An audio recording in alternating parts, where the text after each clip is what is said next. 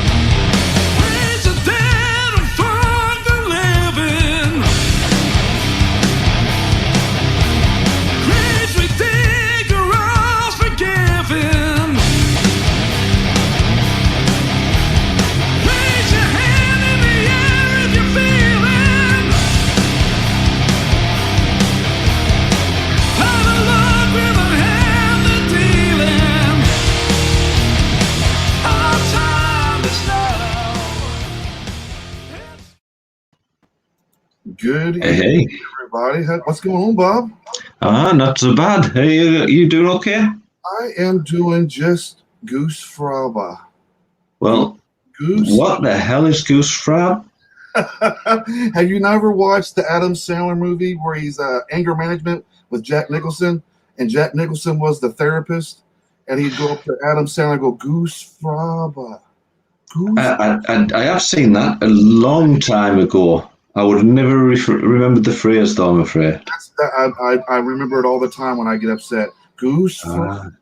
And then I start singing, I feel pretty, oh so pretty. Well, that's not disturbing at all. Oh, what's disturbing, Bob, was watching me do it and perform as I'm singing it. Mm-hmm. Hey, I'm so relieved to see you tonight, mate. Really relieved to see that you're well and that you're doing all right after your ordeal last night. Oh shit, yeah, my dude. So like last night after the show, Public service announcement, because this is a dangerous thing going on, and you know. So last night after I did a show, I was needed to go get some cigarettes. So I decided I was going to run at the middle, and it was dark outside. I was going to run to the store real quick and grab me a pack of smokes and come back. So I decided to take a shortcut down this alley. There was no street lights. It's completely fucking dark. I was cool going there, but on the way back was a whole different story, Bob. This alley, it was dark, scary. Okay, it was real windy, so like leaves were moving, and I was jumping. Right? You were attacked by a sexual predator, weren't you? He was white with a red eye. I mean, with black red eyes. He was foaming in the mouth. It was a possum, Bob. A possum. I was coming through, and next thing you know, this possum. Guilty party. I tell you, it scared the shit out of me, Bob. I was walking. Next thing you know, this dude jumps out on me, looks at me on all fours, arches his back, looks at me, and then starts hissing. And then he starts chasing after me, and I ran like a little kid, scared to death, like, oh no, oh no. Oh, you little bastard, you're not getting me. But yeah, I'm still emotionally and distressed over that right now. Yeah, he was after you one. He was thinking, look at that guy there. He's good for a bit of spooning. Not this guy. We got a fun night tonight. We've been anxiously awaiting this next band to come on the show. I have you, Bob, as well as you know, I love my rock and metal music, but I also love my country as well. And I've been super excited about getting these guys on ever since John from 4J&P introduced us to them a few months back. I'm like, this shit's really good. Really good music. Country. It's like grassroot country with a little bit of rock to it. Yeah, it is, and it's nice to get that variety, isn't it? And there's similarities in it, because all these musical forms have sort of slowly moved on from the country sort of music, haven't they? Really, so. Yeah. So I'm excited to have these guys on. So Bob, let's also introduce our friend from Outlaw Orchestra. This is Pete. Pete, welcome. Hey, cheers. How are you doing, Hey, Pete, you've got the drink and I forgot to bring one tonight. I'm disappointed. Before we mid-sip, I was like, oh, no, I'm on. You can still take the drink. We don't mind. Oh, yeah, I will. Yeah, all right, fine. I will. Cheers. What you drinking, Pete? It's something my missus picked up. Stateside IPA from the Buckhorn Brewery. Which is sounds American. Nice. Wait, that sounds American. Tea. Where's your tea at?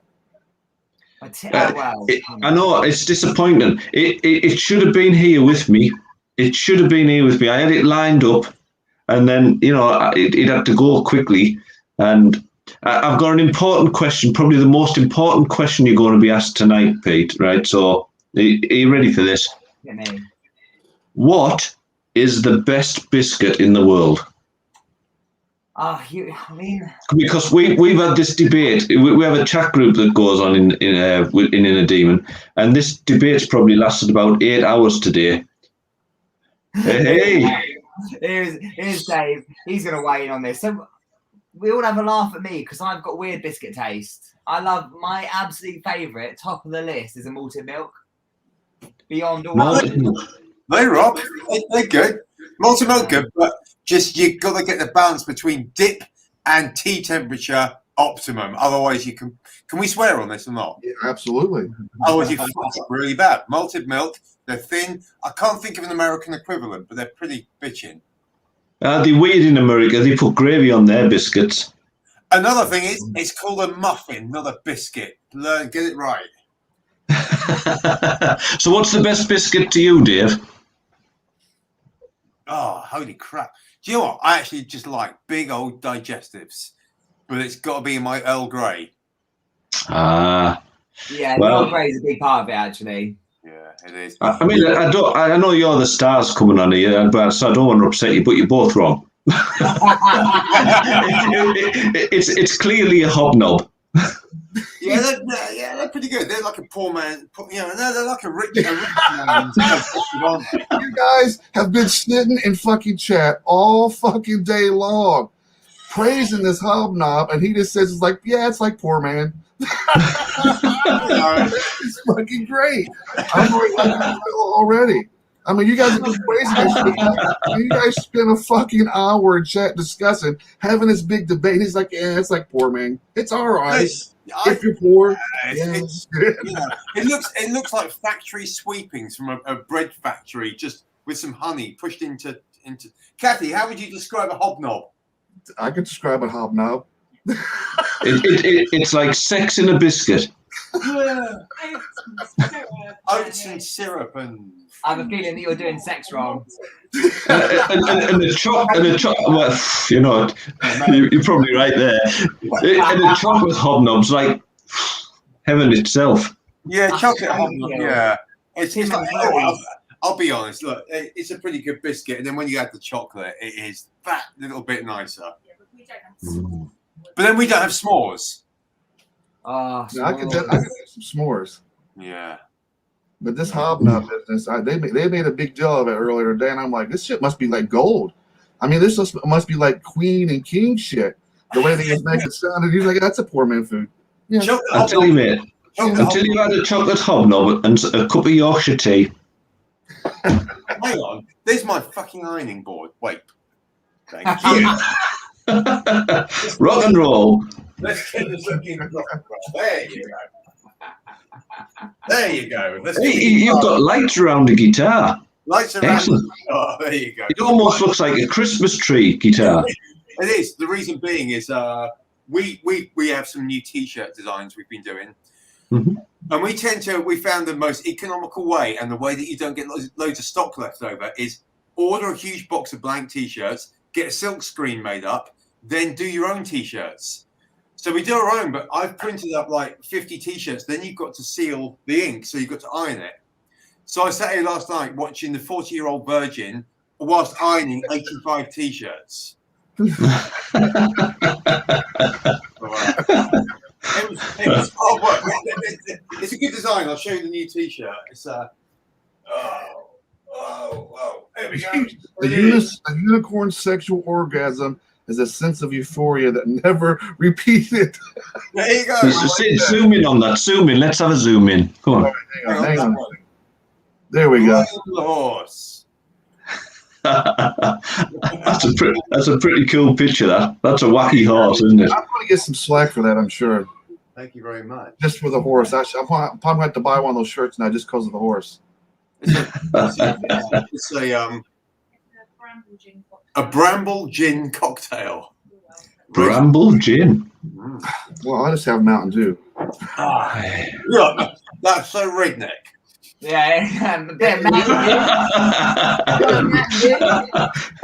got myself a Mountain Dew. Mountain Dew. Guys, thanks for hanging out with us tonight. I appreciate it. Dave, it's nice to meet you. Pete, it's nice to meet you too. Yeah, likewise. So, tell everybody here who's listening or tuning in what you guys do. Dave, what is it that you do in the band? So we are the Outlaw Orchestra. We're a trio. I do the main vocals. I play guitar. Without getting too nerdy and technical, I play through a split rig. So I play bass and guitar simultaneously while singing, whilst pointing, pouting, thrusting my hips, doing all the moves. Pete, who's on stage next to me, plays banjo, lap steel, and he has bass floor pedals. So when I take a solo, he covers the bass whilst pouting, thrusting his hips and dancing. He does love to dance. And then we got a drummer. That's what we like to hear. So, have you had enough of those gins yet, Dave? To give us a demonstration of the hip thrust, because we've got a lot of women in chat who'd like to see that. Red wine pirate style, a few empty buds, and now it's G&Ts because the dog drank my coffee. What I really want to see is the pouting and the thrust hips, Bob. I'm with you. Yeah, Irene's in chat. She'd like to see some thrusting hips too. There we go. We're getting requests. We're getting requests. Getting requests. We cannot disappoint the fans. We can't disappoint the fans. You can't disappoint the fans. If I had a guitar to hand, I would happily do what I do on stage. See, so I do. There's one behind you with lights round it. So here's the other bit, because we're super macho. Pete obviously plays banjo, so he finger picks. I finger pick and play the bass at the same time while I'm playing guitar. This is me on stage. But I also have to have false nails, so I have to go down the nail shop once a week and sit there with all the pretty girls. And, like a princess, I sit there and get my nails done for the next gig. You know you like it. The thing is, you've got to be so macho. So you walk into the nail shop, and they look at you and say, "How can I help you?" And you literally the whole shop, all the girls look round at you. They're thinking he doesn't look tranny enough. He's got a bit of a beard going. 3 guitar nails done. I'm a guitar player, and you sit there and you've got to be kind of macho, like, yeah, do my nails, darling. You kind of go, guitar player, and you just keep shouting it because you're embarrassed. Be sure you get the cuticles. Exactly. do you put the nail varnish on to put, like, just to strengthen them? Yeah. I don't, but I did. I was chatting to a band. We were playing with Marco Mendoza from Whitesnake, bass player guy, black hair, black eyeliner, black everything, suntan, and we were chatting to him. And then the lady interviewing them was kind of a bit new to interviewing, and she wasn't firing out the questions and really getting a lot of love back. And I said, I see you paint your nails. Do you find that Rimmel of London gets you faster up and down the neck?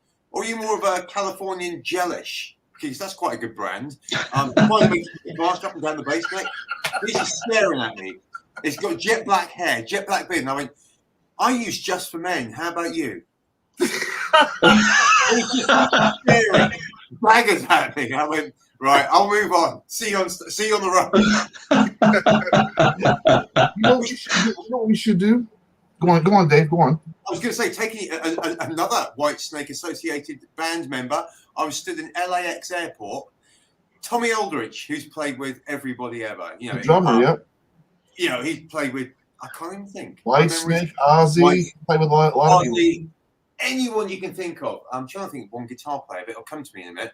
Anyway, Tommy Aldrich, Pete, for you youngsters, has been around forever. He's got big fro hair. So I'm in LAX airport, and I said to my girlfriend, I'm going to go and check the departures. I had to be back in Southampton here in England because I had a gig in this pub up the road that's really shit. I knew there'd be one bloke in there playing the gambling machine with his Jack Russell dog. There'd be nobody there. So I got up to the departures board and I'm looking for London, and I could tell there's this bloke with a big fro next to me. And I looked at him, and it's Tommy Aldrich. And he looked at me like, oh shit, I probably know this guy, but I don't know who the hell he is. Tommy goes, hey brother. I went, hey Tommy. He goes, where you heading, brother? I went, England. He goes, Brazil, arena tour. And I sort of went quiet. I went, yeah, see you on the road, brother. He goes, see you on the road. And I went, tomorrow I'm playing the Dog and Duck to about 3 people. Life on the road, eh? So that's it. I'm working through upsetting members of Whitesnake. I'm yet to get to David Coverdale, but I'll get there. It will be hard to piss him off. No, you won't piss him off. Just talk about Tawny Katane. Yeah. Yeah. We won't go there. She was part of my 80s childhood. And she was part of a lot of a guy's 80s childhood.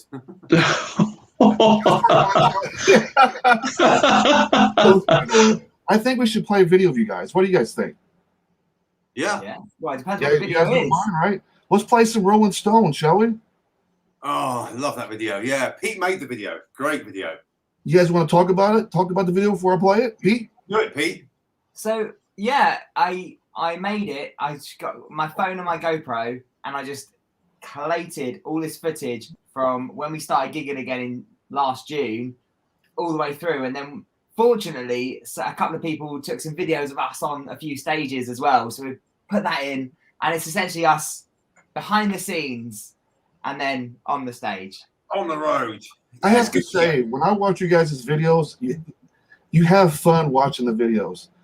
I mean, they're just fun to watch, and it's like, damn, these guys they're just like, I don't care, we're just having fun. I'm just That's the key is no matter how big the audience, play it like you're in a pub and you've got 20 of your mates there and you're just having a laugh. Take that to the big stage, and still it's all your mates having a laugh, and people have a good time. That's what rock and roll's about. So that's all it is. Love it. I enjoy you guys' stuff. Let's play, everybody. Let's play. This is Rolling Stone. You guys are watching Into the Fire. We're hanging out with me and my buddy Bob with Outlaw Orchestra, and this is their song Rolling Stone. We'll be right back, guys. Every time I call you up on the phone, you never pick up 'cause you ain't home. You got me tied up and stitched up and sewn. I always knew you was a rolling stone.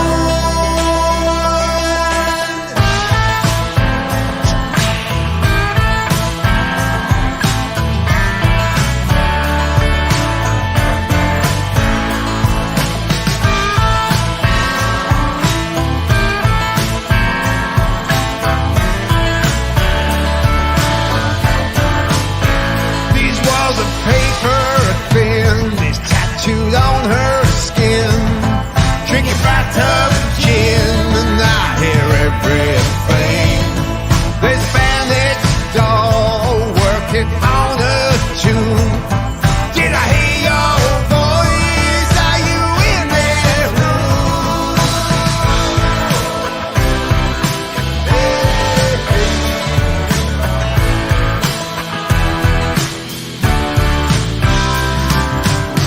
Every time I call you up on the phone,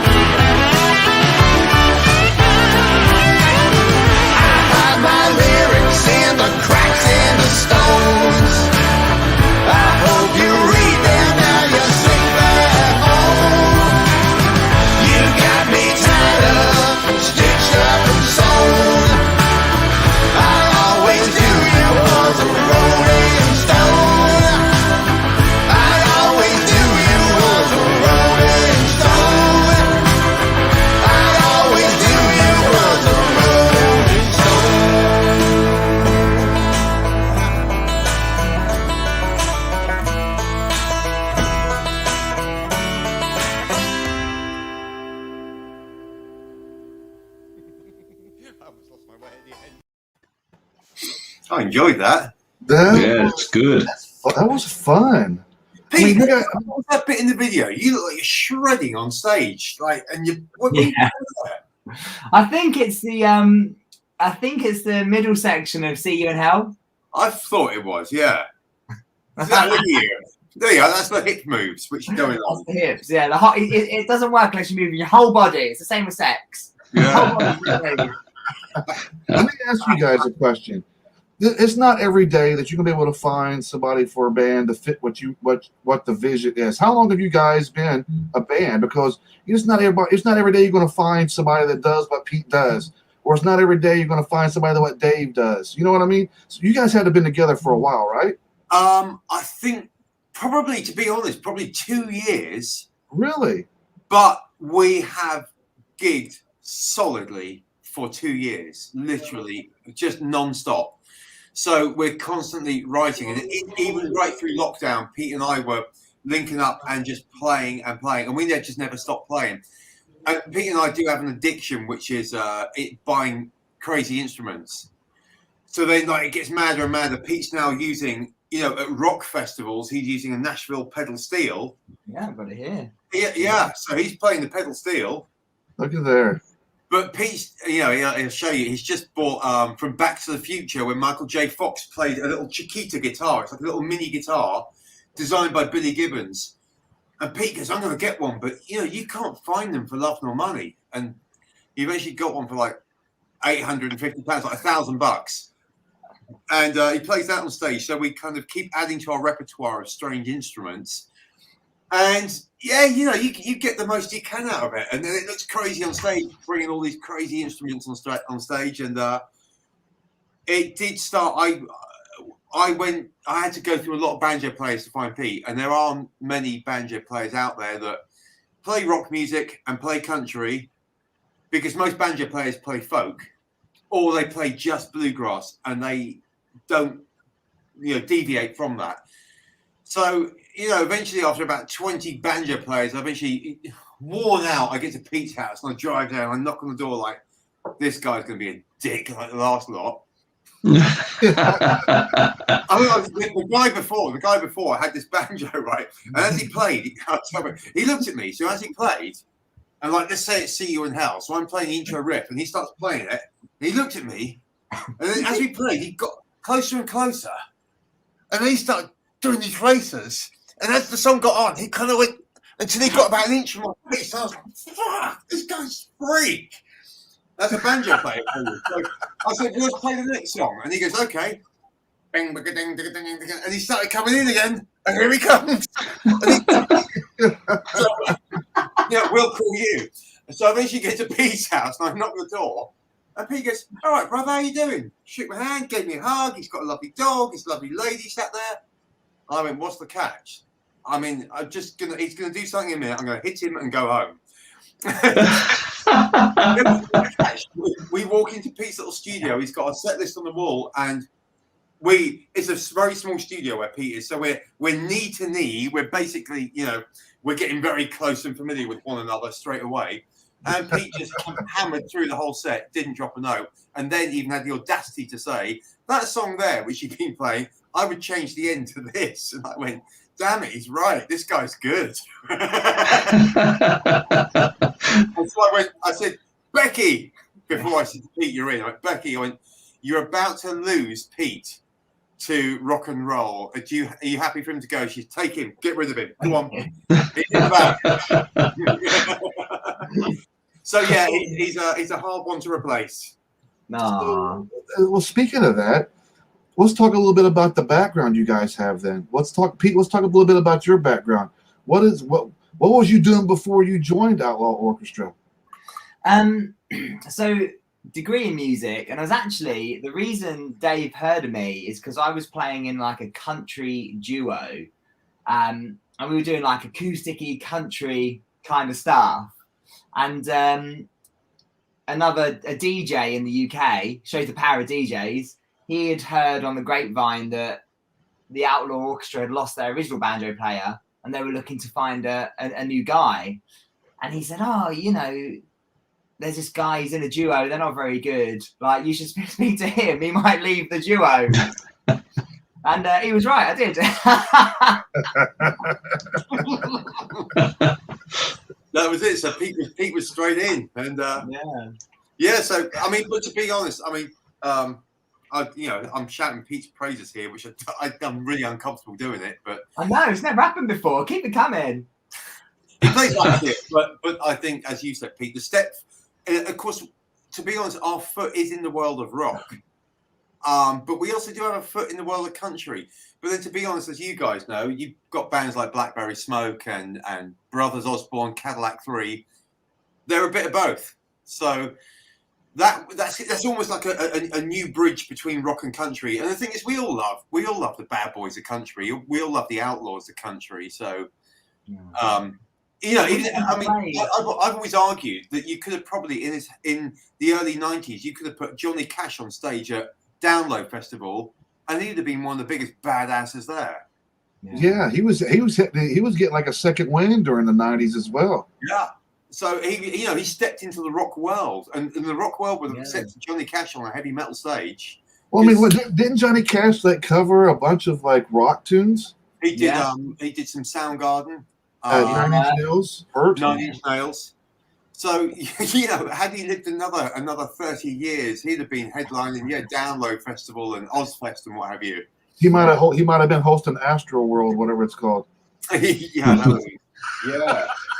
So what was the influence of music that got you playing the instruments that you're doing, then picking up the banjo on that? Who was it that really sold that to you? To be honest with you, it was I was guitar all through my university days, and all that kind of stuff was guitar and bass, and I just loved the sound of lap steel and pedal steel always, and eventually got one. I love things like Iron and Wine, and those kind of like alt country bands, Wilco, that kind of thing. And then obviously that leads you into things like Blackberry Smoke, and to be honest with you, Dave and me both share one absolute like best band in the world is got to be Rolling Stones for both of us, really. And Ronnie Wood was just huge influence with the pedal steel. I just love the sound of it more than anything. I'm not even the best banjo player in the world. I'm just, I'm okay, but there are much better players than me. Good enough to fake it.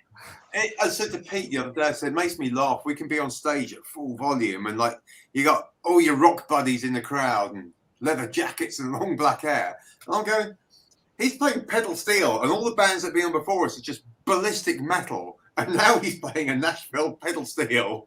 Everyone's loving it. It's kind of, this is so weird in the rock world, but it totally works. I think everyone's. It does. I think if you dropped us in the middle of a country festival, you'd be one of a dozen players, Pete. But in the rock world, it makes you slightly unique. Yeah, I'm a unicorn. There you go. There you go. You're too country for rock. You're too rock for country. You guys do have that unique sound. You guys have that unique sound that it fits both genres, really. And it's cool that you're able to do what you're doing and mixing both of those worlds together at the same time. It kind of works. It's fun. I think sometimes, and I'll be honest, guys. I mean, you go to a rock festival and you might see 10, 15 bands. I don't want to say they all sound the same, and maybe it's my age, but chucking the band with a bit of a country flavour in there just breaks it up a bit. So to the ear, you go, "Oh, I like those guys. They're different." Well, of course they are. If we came out and we did some Britney Spears, we'd be different. But... Baby, I did it again. Yeah. Matt and G's on the house. Come out there and get sync on everybody. That's fucking real. Bye. so yeah, I mean, it's not incredibly difficult to stand out and sound a little bit. You add some country, and it just brings the smiles, and it makes you want to dance and screw your cousin. I think we should play another music video by you guys. What do you guys think? Yeah, do it. I think we've done my time. I think it's another good one to go along with it. What do you think? Done my time. Good idea. Oh, yeah, I know the one. Yeah. Because I know that one. I've seen it a few times on stage. It's familiar. I wasn't in the video at all, guys. I don't even remember. It was the gin.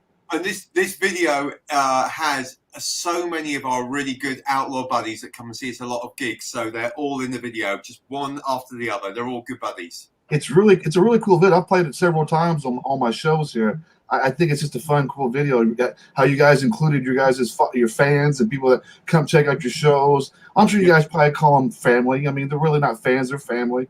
They're fellow outlaws. There you go. There you go. That's what we're going to play, guys. We're going to play This Is Into the Fire. I'm Sid. That's Bob. We're hanging out with the fellas from Outlaw Orchestra, and this is their video, Done My Time.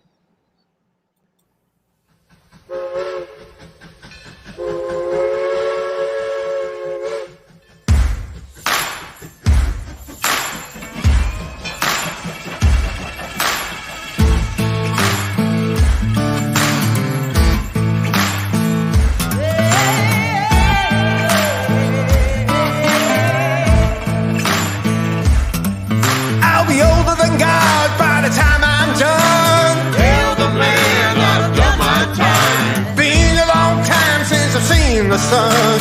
Tell the man I've done my time.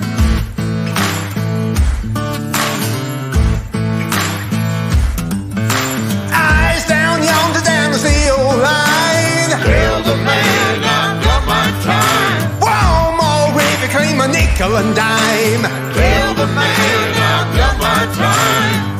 It's 6:05 and I'm running dry. 12 hours, I'll be back on this line. Breaking sweat, breaking rocks. Call the devil up, I've done my time. 6 more hours till my work stops. Call the devil up, I've done my time. While I ride the train, I lay the track. Call the devil up, I've done my time. Tell me this is living, but it ain't all that. Call your devil up, I've done my time. It's 6:05 and I'm running dry. Give it 12 hours, I'll be back on this line. It's 6:05 and I'm running dry. Give it 12 hours, I'll be back on this line.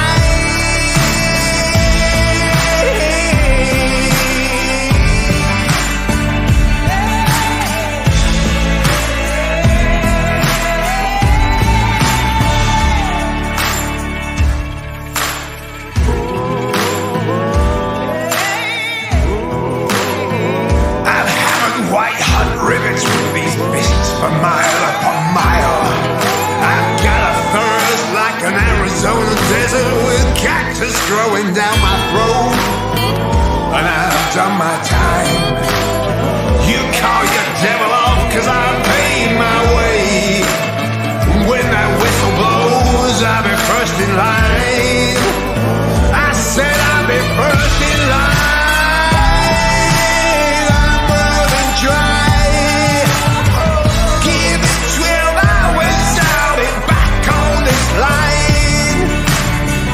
It's 6:05 and I'm running dry. Give it 12 hours, I'll be back on this line.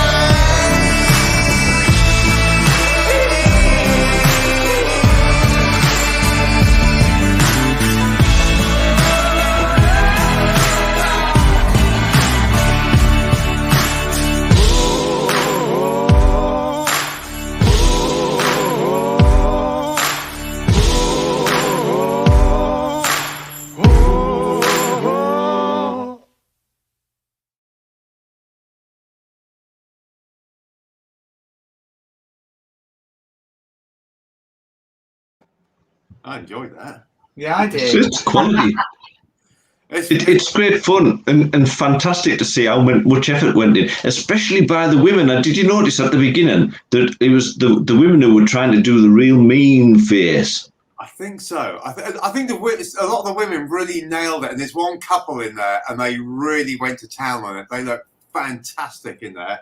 But yeah, it was a lot of fun. A lot of the ladies really nailed it, and it's tricky. It's tricky when you do it and you do your own selfie for your mugshot. You know, you don't know whether to grimace, smile, look mean, but it was so much fun because we did the spreadsheet and we sent it all out there and said, we need your mugshots back in, and we're ticking off everybody as they sent them in. So every morning I'd sit here and have my breakfast and just be cracking up at all the photos coming in. So much fun. It was so And really fun. the dog's getting in on the action too. That was good. Yeah, we think. I mean, we're all dog lovers, and a lot of the people that come to see us have got dogs. We said, photograph your dogs too. Let's have their mugshots. And of course, all those photographs are going to be put together on the vinyl record. So the vinyl will open up, and then the double spread will have all the photographs of everybody. Oh, brilliant! Great idea. Yeah. So that'd be cool. They'll all have their pictures. So we all make it onto vinyl. Nice. Nice. One of my favorite parts of that song is when you hear that soul part where those soul singers come in. That that part there, I fucking love. I can tell you that all day. Come on, it's all me. That's all you. So I'm sat here. My missus has gone. She's walking the dog, and I shit you not. So I've sat here and gone. I've gone. Oh. Then I've gone. Oh, and I've gone. Oh, and I'm doing all these harmonies. Then we've got Trish, who's over in LA in Long Beach. She's doing a high female harmony, but it's all the bits in between my lyrics of what is it? What's I hammered white hot rivets. No, it's Call Your Devil Off because I've done my time. That's the Chain Gang. So I'm kind of going, call your devil off because I've done my time. That's one track, and then the next track is call your devil off because I've done my time. And I'll try and get higher and higher, put all sort of 6 tracks together. It sounds like a Chain Gang, but my missus came in and went, sounds like the Muppet Show in here. I think that part sets the tone for the whole song, really, because that's the feel you get from it. Yeah, that was and then as I say, we used Trish Burke. She's a great sort of gospel style singer. She's over in Long Beach, and Trish has just naturally got that kind of Janis Joplin, almost southern accent, although she's a Californian. And so she sort of laid on the high harmonies. She's doing all the wailing throughout, and she just gave it that really warm southern flavor to it. Well, she sure did. She sure did. Yeah. She's a great singer. She's Trish Burke. Yeah, she's over in Long Beach. She's playing every weekend out there, and she's a great singer. You always catch her in the bars in Long Beach, and she'll be wailing out some Janis Joplin or some Zeppelin, and she hits the notes. It was a great track, but obviously, if you're doing the harmonies yourself, if you come to play that live, how do you get round that bit? Pete and Ryan both on drums, and we rehearsed it on Monday. So I mean, I will do the I can't even think of the lyrics. Been a long time since I've seen the sun. Yeah. So I'll go. Been a long time since I've seen the sun. At the mic, go. Call your devil off because I've done my time. And Pete will go. Call your devil off because I've done my time. And Ryan will take a higher one, and the 3 work. Yeah, that's brilliant. Excellent. Yeah. So it really does work. Yeah, definitely. And on the record, we did try like different voices, and because different people sing different lines. Sometimes it works really well to have one person singing a harmony and the same voice is cool, and other times it's cool to have different voices singing a harmony. So we tried it on the recording, having me and Ryan singing as well. But actually, the way Dave sang it on his own was just so much better, having his own voice harmonizing. I think I was just pissed and just having fun. I think that's what it was. You were having a blast. It worked. Yeah, I was sat here having such a laugh. But I did actually have to go to the movie Crossroads with what's his name, Steve Vai. When we all first saw Steve Vai, and we went with Ralph Macchio. Yeah. So when Ralph Macchio gets up at the end of the movie and he's going to do the competition with Steve Vai, there's a whole gospel quartet there. Yeah. And they're kind of, oh, brother. And so I kept listening to it and thinking, right, that's the bass man's line. Went and did our line. And then I tried to copy that and emulate that. And I was sort of layering it. And then said to Pete, check this out. And he goes, yeah, that works. Yeah. I went, can we do it live? And we practiced the other week and went, yeah, it totally works live. The 3 of us. Yeah, yeah. Excellent. I had to go out and buy that. I mean, that film's obviously from the 80s, isn't it, with Ralph? But, you know, it's one of those things that I think I had it on when it was tape recorders, VHS and stuff like that. And I thought, I've got to have that. It's actually sitting on my shelf up there. I can spot it. I've still got that film. I mean, we all, you know, it's like your best guitar porno. We've all worn it out on the Steve Vai bit right at the end of the movie. I just like all that sort of history because, I mean, obviously, you come across the Crossroads story, and it's a really captivating story in itself about doing the deal with the devil. And I read about a guy called Robert Johnson. I don't know if you're familiar with Robert Johnson, but I think he was seen as possibly being the original source for the Crossroads story. So I actually went out and bought Robert Johnson's original recordings and works just so that I had all that. I mean, it's scratchy, but it's interesting stuff, isn't it? Oh God! I mean, you think about his impact on music: 21 recordings, 3 photographs of him. Yeah, and his impact has just been absolutely. Every blues band knows Robert Johnson, and everyone from blues has come into every other genre and rock and country. I mean, and it's all back to this one guy. It is. I mean, I took it to the extreme. I took my guitar and me and my missus headed over to Mississippi just so I could take it to the Crossroads at midnight. And see if I did. So I went to the Crossroads in Clarksdale, Mississippi at midnight.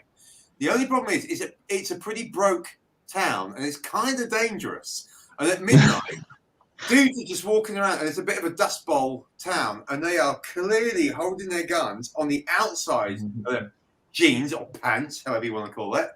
And you can see them. And so we've gone down to the Crossroads. And quite clearly, I wasn't the only white boy with a Fender Stratocaster. And you can see why this guy there go, hey, young Eric Clapton, put that Stratocaster in the pile with the others. Now get the heck out of here. Yeah. These things do happen, though, don't they? I mean, Sid went out to do a deal with the devil last night and got spooned by a possum. Oh, scary thing. Figure that, didn't you?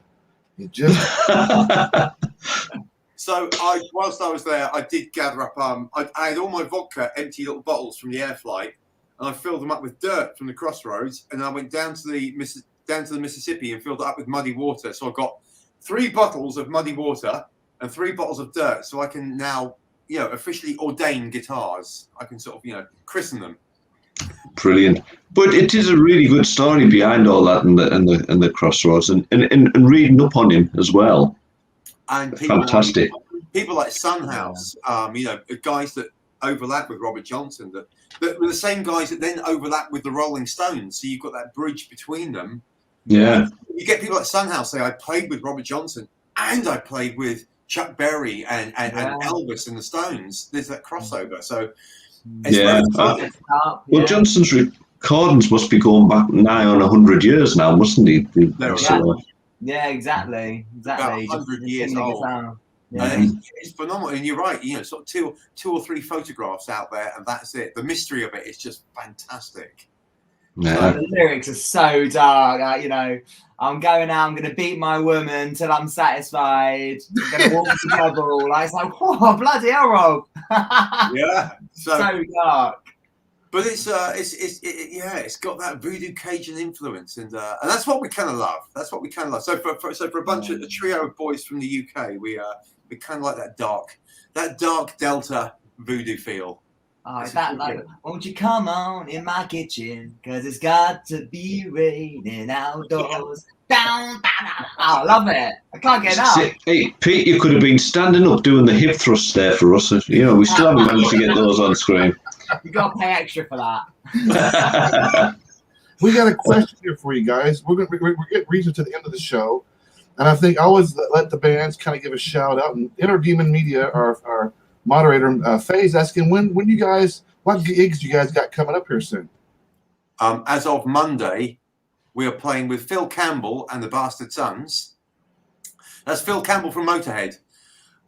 So Phil Campbell from Motorhead has got his own band with his own sons. So it's Phil Campbell and the Bastard Sons. So we're catching the end of his tour, 6 dates with him around the UK. That is, for those of you that know the UK, Milton Keynes on Monday, Nottingham on Wednesday, Bristol on Thursday, Bournemouth on Friday, and Swansea on Saturday.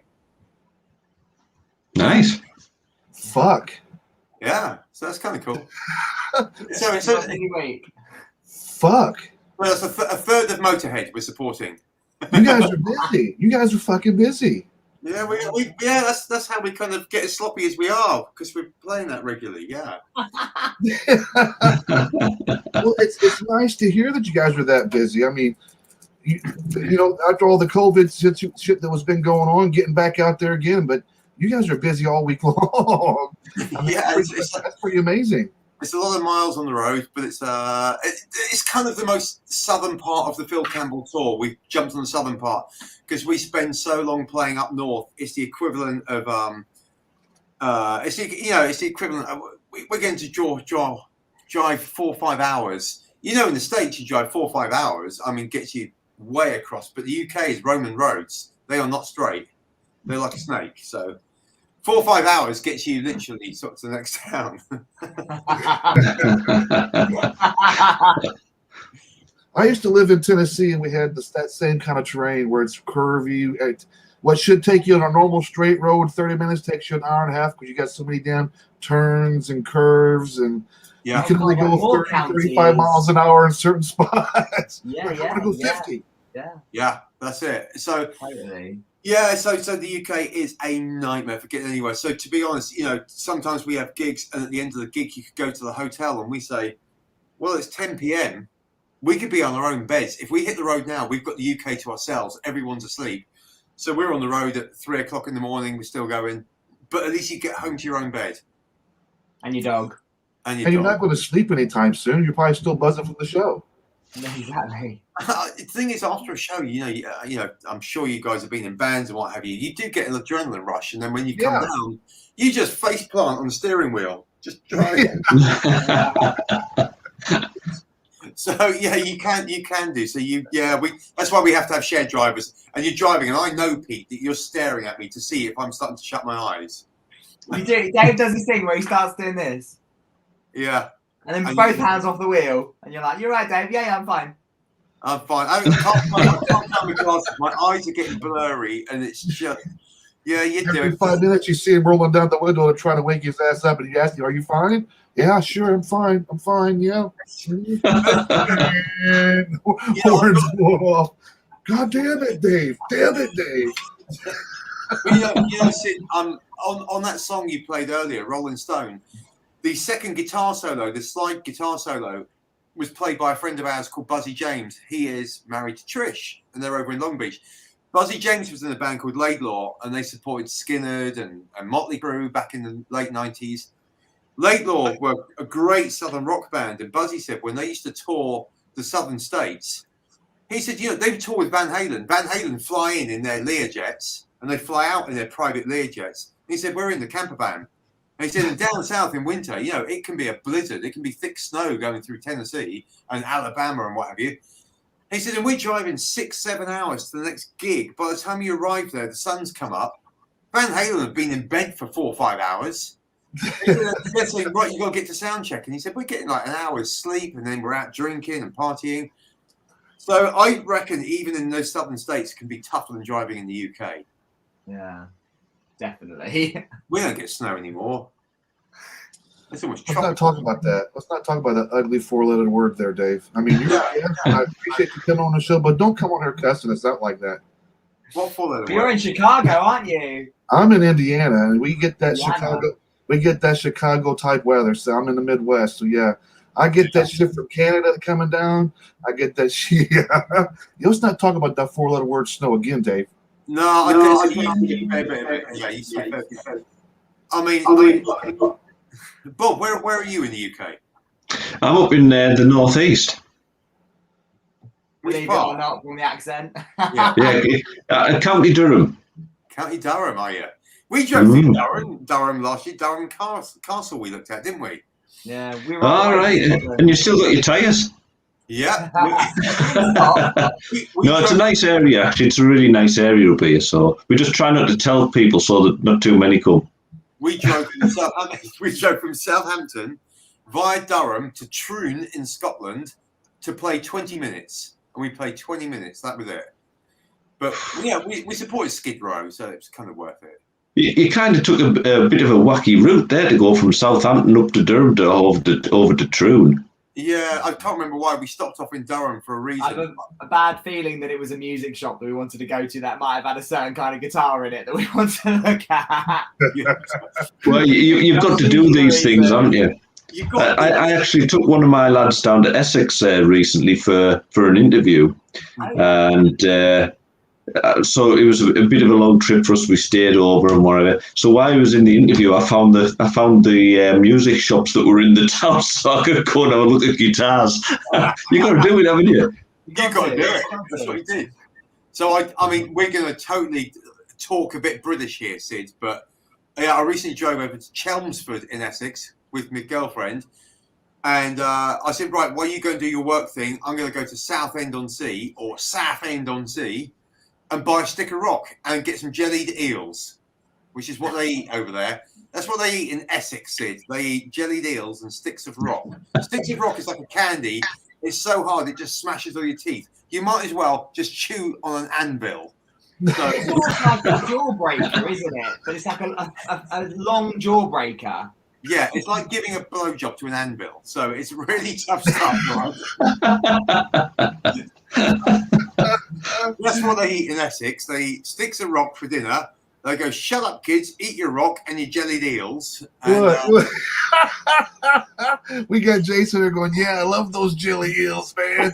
I've never tried them. Apparently, you know, like the jelly is a preservative, and it's like bits of old leather jacket in sort of, you know, industrial strength jelly, you know, like Jiffy Lube you have over there, which you put on your car suspension. Jiffy Lube with bits of leather jacket and pieces of anvil for dinner. That sounds so good. That's what they eat in Essex. That's a fact. And you guys make fun of my biscuits. Yeah, that's true. Biscuits are way more tasty. Glass houses in the UK. I'm throwing them back, motherfuckers. I'm throwing them back.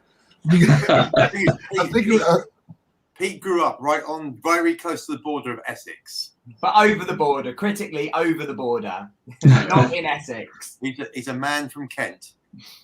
we're hitting a sore spot with our buddy James here. He goes, yep, they taste like Tony the Tiger. Great. But in fairness, Chase is the resident pirate, isn't he? You know, so I mean, when you're a pirate, you've got to make do with what you can get, haven't you? So jelly deals is probably right.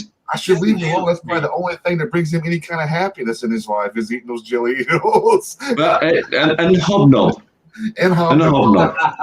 And once you've had a hobnob, Sid, you'll never look at biscuits the same again. Can you imagine I'm still looking at my biscuits the same, Bob. I'm still going to... You get your American buddy. White sausage gravy. I love my white sausage gravy over top my bread muffin. I consider it probably a muffin. I would say...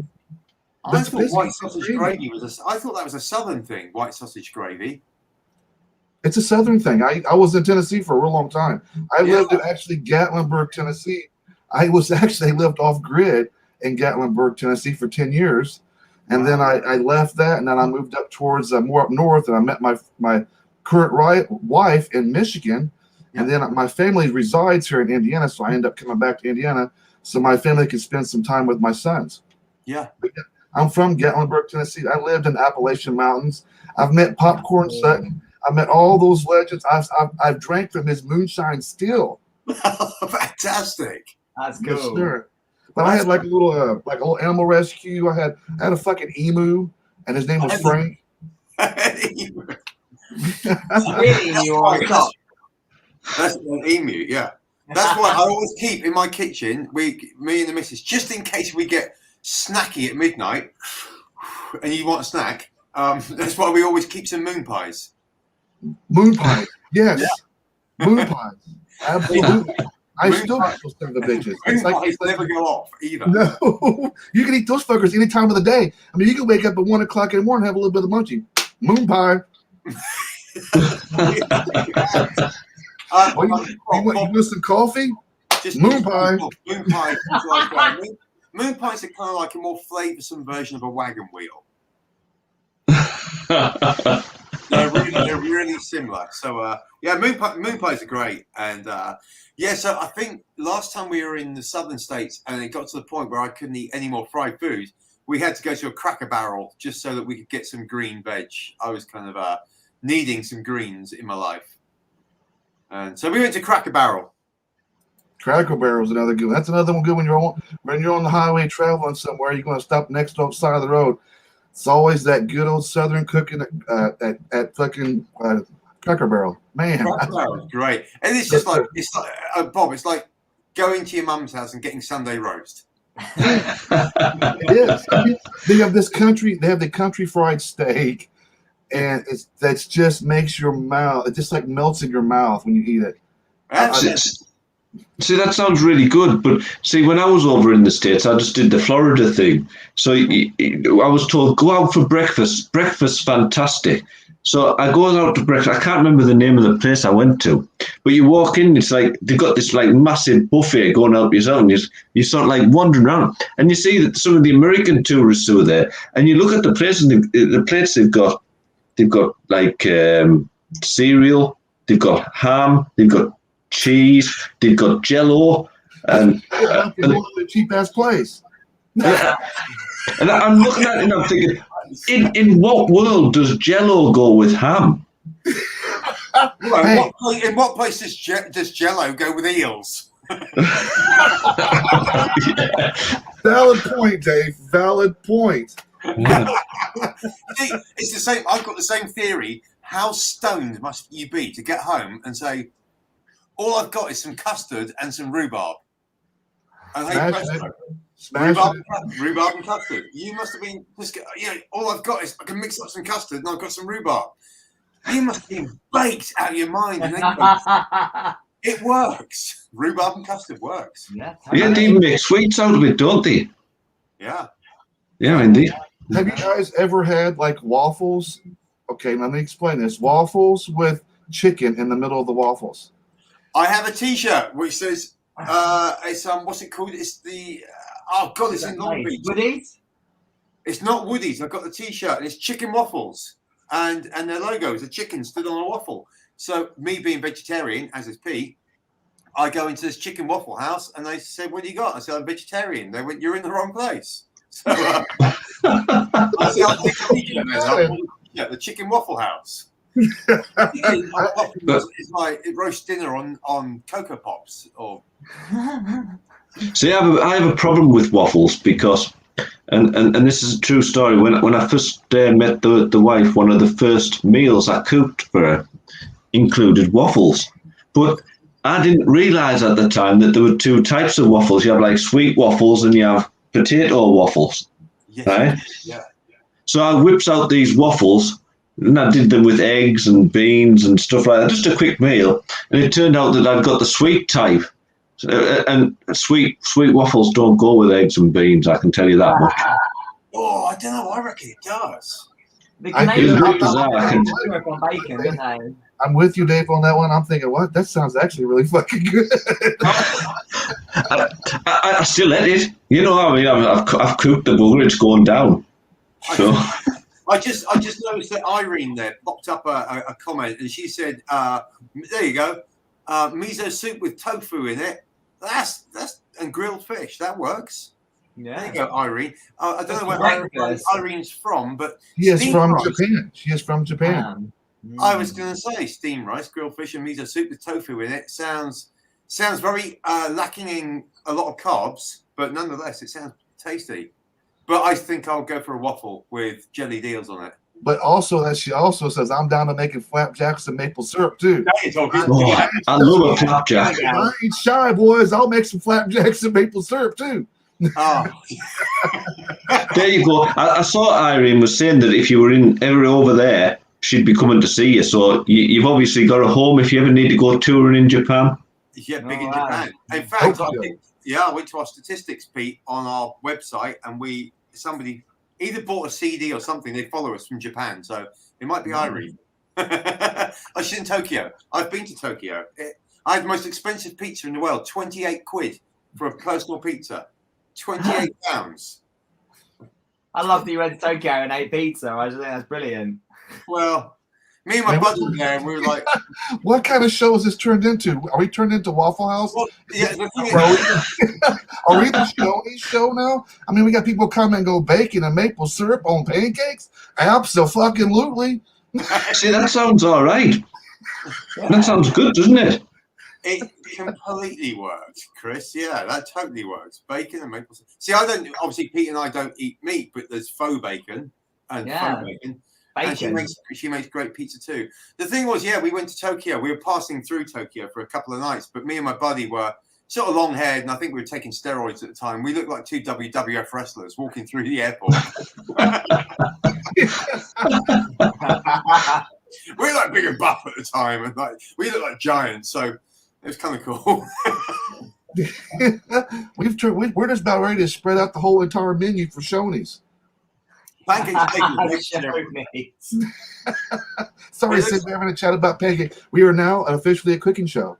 It's fun. I think me and my girlfriend Kathy once sat in a laundrette in Lone Pine, which is somewhere near the Nevada-California desert border, in Lone Pine, and we sat in Lone Pine in a laundrette, and it was like 10 a.m. in the morning, and it was Lynyrd Skynyrd on a breakfast cooking show, which was basically deep fried everything. The kind of deep fried Les Paul guitar, deep fried any, I saw the weirdest thing on TV the other day. Now we're talking about cooking. We all know who Gordon Ramsay is, right? Yeah. I watched this fucking show the other day, and it was Gordon Ramsay on cocaine. Was the name of the show. Gordon Ramsay on cocaine. So what he done is said he took a fucking camera crew over to Colombia and started talking to these guys growing cocaine plants. And he was rolling with the guys and after they made it into the bricks, he was rolling with the drug dealers doing the deliveries. I was like, this is what's going on here. Gordon Ramsay, what are you doing? Ramsay in Colombia. That's mad because he doesn't need coke. No, he doesn't. No, he doesn't. I mean, stick to your lane. I mean, what are you doing? You're dealing with Colombia mafia people. I mean, you're dealing with big time Colombia drug dealers. They're taking like moving trucks full of cocaine bricks, and there's Gordon Ramsay with his camera crew sitting in the front seat of this moving truck. And I'm going like, yeah, that's not going to bring no attention to nobody at all. If that was 30 years ago, Sid, that would have been Gordon Ramsay cooks with Pablo. Pablo Escobar and Gordon Ramsay cooking together. Yeah, can you imagine that? Yeah, this is like my perfect show tonight because we've talked about music, great music. We've talked about food. What more could you want? Nothing. Good music and food. That's cocoa leaves. I mean, you asked. And our local culinary dishes. Yeah. I don't know about you, I'm starving.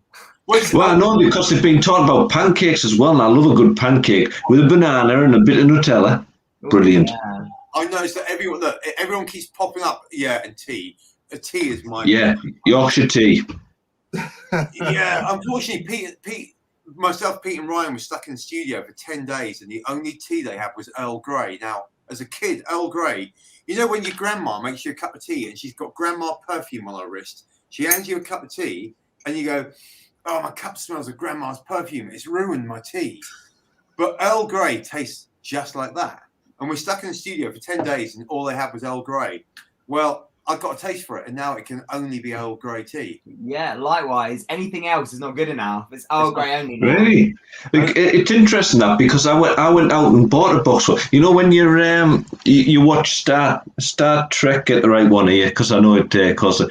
And you have Jean-Luc Picard. It's always Earl Grey, black, hot, So I thought, he's a cool dude. I'll go out and get myself some Earl Grey. I think I bought a box of about 180 bags. There's about 179 of them left. I think somewhere I read that Jean-Luc Picard, am I right, is actually from Sheffield. And he shook I think he is from around that way, yeah. And he shook the accent. Yeah. Because our main following of all our buddies in the UK is in Sheffield. Sheffield is our adopted hometown now. And of course, when we go and see our Sheffield, when we go and play a gig, I always say to the audience, come on, who are the famous people from Sheffield? And you get the famous people from Sheffield are Joe Cocker, Def Leppard, Jarvis Cocker, and also Sean Bean, that you may not know, Sid, but Sean Bean is famous for going. Sean Bean goes, you bastard. And that's what he's famous for saying. French. It's like Samuel L. Jackson, but the English version. It's like that's the best analogy ever. He is the British Samuel L. Jackson. Yeah, Samuel L. is famous for saying motherfucker, and Sean Bean says bastard in just a brilliant way. Figure where you from, Sid? You're from Tennessee, you Tennessee bastard.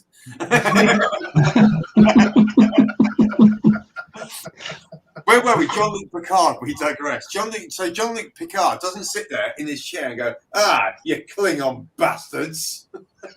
But he should. Assimilated this. Apparently he did, but it got cut. So the day Jean-Luc Picard does that would be brilliant. So we said to our Sheffield fan or friends and what have you, we said, who are the most famous people from Sheffield? And it seems to be, I don't know, Def Leppard. They are the Sheffield boys, aren't they? Def Leppard. Joe Elliott. Yeah. Joe Elliott is, and I say I never knew that Joe Cocker was until you watch him at Woodstock. When he introduced Get By With Little Help From My Friends. As a kid, I thought Joe Cocker was American. Until he gets... I did too. I did too. He gets we're going to do Get By With Little Help From My Friends to the Woodstock following. Yeah. I just got just tonight. I didn't know that Joe Cocker was from. I thought he was from the States. I always thought he was from the States. When you hear him sing, it's amazing. It's deep, soulful. Yeah, he's got that Southern soul vibe to him, and I thought he was from somewhere down south. It's same as Tom Jones. You hear his voice is soulful, and you think he's from somewhere at least in a gospelly area. But he's a Welshman. Tom Jones is a Welshman. It's funny though, isn't it? How people's voices change when they sing. Do you remember Lisa Stansfield? Yes. Her voice, she's from like Oldham, Lancashire area, really strong accent, but she had a hell of a voice when she sings. It's apart from the Proclaimers. And the Proclaimers embraced their Welsh accent. Scottish. Scottish accent. Yeah. Oh, hey, you know what? After you've said that, they're going to be building that wall up a bit higher now, aren't they? Because you've made the Proclaimers Welsh. Sid, are you familiar with the Proclaimers? They did the song 500 Miles. Mm-hmm. Yeah, so we've put that into the Outlaw Orchestra set now, 500 Miles. We sing it in a Scottish accent. We do it in the middle of our song See You in Hell. So it was just an idea one day. Another of Pete's smart ideas. He said, let's do 500 Miles by the Proclaimers. He also came up with a great idea of us covering 9 to 5 by Dolly Parton. So we have shot a video now for 9 to 5, and all three of us are Dolly. Excellent. We need to see that one. And next time you do the Proclaimers track, you need to sing it in a Welsh accent just to mix it up. Oh, can you even do it? When I wake up. I wake up. You know I'm gonna be. Yeah, I'm gonna be the man who wakes up next to you. Yeah. I'm gonna do that. I'm gonna try that. Yeah.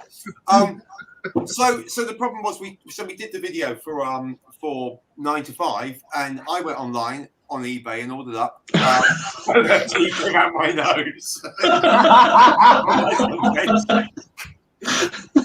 So I went onto eBay and typed in Dolly Parton wigs, authentic Dolly Parton wigs. Then I saw the price and went cheap Dolly Parton wigs, just blonde wigs, then granny wigs, and then in the end, now my eBay homepage just makes recommendations for you, Dave, and it's just all cross-dressing things now. All sorts of prosthetic things I can hang on myself now, so I can't shake this off my eBay page. Oh, God. And of course, we have done one video where I was in the red dress and the wig. So, if you do if anyone reads in and you do search the Outlaw, if you go to the Outlaw Orchestra.com and you go to our videos, check out the song God knows. God knows I make a guest appearance as Trish Burke, the backing singer Trish, in a lovely red evening dress. Because you've got your missus to do the makeup, and I remember you called me and I was like, oh my God, I just can't get over your eyes. They're gorgeous. I was feeling a bit weird. Irene's put in chat that you don't have the knockers. Did you get some fake ones in special? Do you know, we didn't, and we're in the studio and it's nighttime. We could find nothing to go down our tops. There was nothing going. I think Ryan bags the castanets. He got the castanets, but we couldn't hold them in place. We found a couple of apples. It did not work. It didn't work.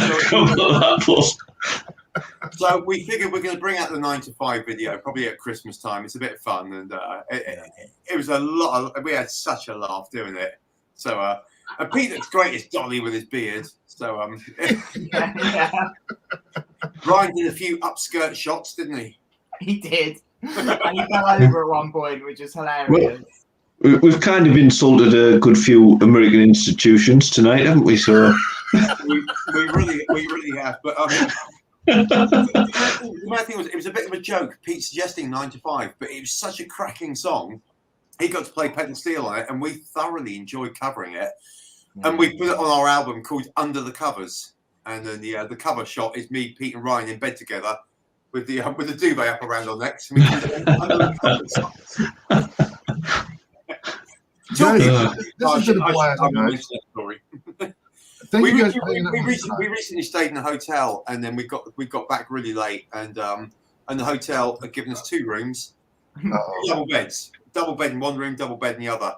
So it was a case of spinning a coin. I won. I didn't get Pete and Ryan. I got my own bed, and Pete had to share with Ryan, and then Ryan cracked me up. He said, "We've stayed in some lousy hotels, but check this out." And he pointed out the window that was just covered in bird shit. And he goes, "You can't even see out the window; it's covered in bird shit." But here's the catch. And he goes, "It's on the inside of the window."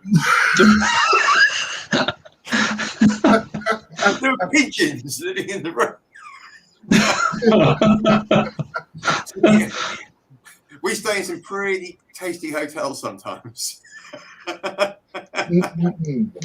Christ. It was just great because when like all your eBay purchases are like mine, all my tranny outfits, it fits in perfectly with the hotels we stay in. So you know, Dave the bearded Dolly in room 5. Hey guys, this has been a blast, man. I really do appreciate you guys hanging out with us tonight. Yeah, it's Thanks for having us. It's Saturday night for you. I take it it's about what 6 p.m. It's 5:20, and then after this, I gotta roll over to the radio station. Yeah. We gotta just like this thing called Countdown from Hell, where we take music from the community, bands from where you guys are from, like Forge AMP. We pick bands and we have the community vote on them. And yeah, I'm getting ready to do a live show there next too. Nice.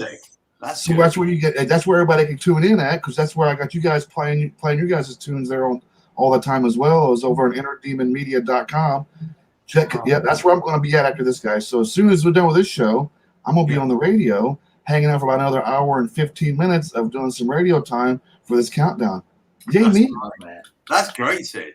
And what about you, Bob? What have you got lined up for the rest of your Saturday evening? Well, I'll probably be listening to him, but just to give you guys a bit of a heads up, on Monday night when my radio show goes out, I do a spotlight feature, and this week you guys are the 2 tracks spotlight, so you're out on that as well. So surprise!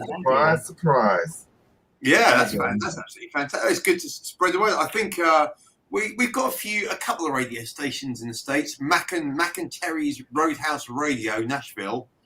They play us on their country show. That's kind of fun. It's just fun when you hear yourself on the radio. It never ceases to make the hair stand up on your arm when you go. It's cool. On the radio. It's so cool. So what you guys do is priceless. To be honest, it's priceless. You can be a band.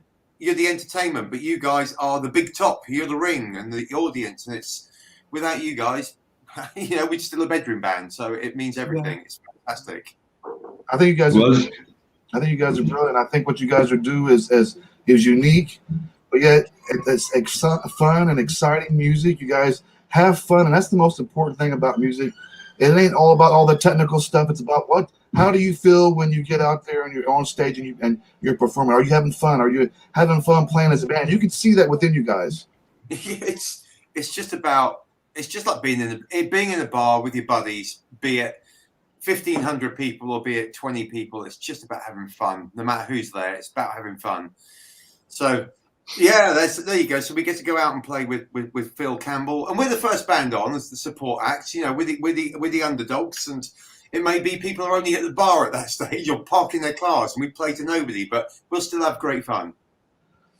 So we'll end tonight's show with another song by you guys, another video. I want to thank everybody for tuning in tonight, hanging out with us. I actually had a blast. I needed this today. I needed to get a good laugh in today, and you guys definitely supplied that for me. So I do appreciate it. Everybody who's on here watching, go check them out on Facebook, Outlaw Orchestra. Give them a like, follow, share their stuff. You can find them on YouTube as well. And what you guys have an Instagram or anything like that? Yeah, it's at the Outlaw Orchestra. And the webpage is theoutlaworchestra.com. If you can't spell orchestra, get a dictionary. I couldn't spell it, and I signed the guys who'd broken his leg. I signed his cast, and I spelled orchestra wrong. So, so thanks again, everybody, for tuning in. I'm going to see you guys here in about 5 minutes. I'm going to be over here on the radio station doing this countdown. So everybody here is watching and listening to us tonight. Come follow me over there. We got a chat room in there too. As I'm DJing live, I'll be chatting with you guys as we're doing it live, guys. So I'll see you guys soon. Thank you guys again. Outlaw Orchestra, Dave, Pete, you guys are fucking badass. You too. You guys. This is Rattlesnake Sour. Am I saying that right? Rattlesnake Sour. There we go, guys. You guys have a great night, and I will see you soon. Cheers. Thank you, buddy. At the 20-yard line. $129. Hey, this is 98.2.5, the Rattlesnake. And we've got some good old boys from the deep south of the UK, the Outlaw Orchestra. God dang it, we've got ourselves a power cut. Tell me, can you boys do acoustic?